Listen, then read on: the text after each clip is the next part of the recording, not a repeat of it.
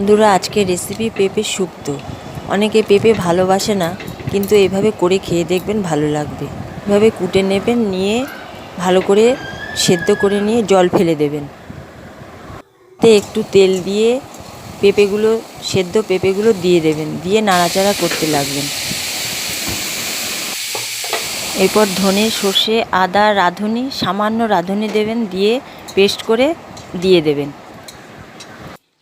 এরপর নারকেল কুড়িয়ে কোড়া নারকেলটা দেবেন, দেখবেন যাতে ভালো সেদ্ধ হয়েছে।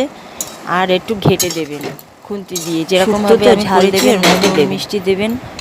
নারকেল কোড়া দেওয়া আছে, গামাখা গামাখা হয়ে যাবে।